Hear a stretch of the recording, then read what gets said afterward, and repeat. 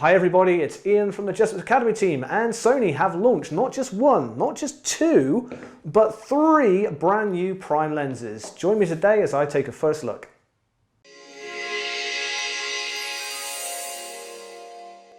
So here they are. We have a 24mm f2.8, a 40mm f2.5 and a 50mm f2.5.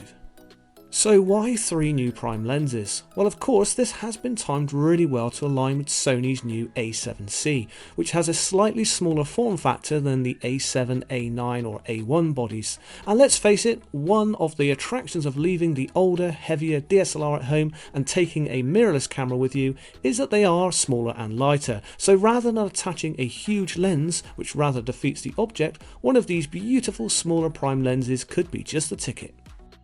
Each one of these new G lenses consists of a metal mount, an aluminium construction, moisture resistancy, a spherical element and extra low dispersion glass. All lenses are internal focus and benefit from dual linear motors, these electronic magnetic mechanisms giving fast and efficient low vibration AF. Just like some of the newer G Master prime lenses, they also have an aperture ring that can be switched from click to smooth mode, a specific switch for autofocus and manual focus, and a focus hold button which is programmable from a Sony body. So let's have a look at a few results. All three lenses are extremely snappy from the autofocus point of view, and as you'd expect from a prime lens, impressive sharpness from edge to edge. Of course, if you were to compare this to a G Master lens, then there is a difference, but you'd expect that given the price and size differential. It is the size that makes the difference with a range like this though. They are small and pocketable and lightweight. They make the perfect partners to mirrorless cameras.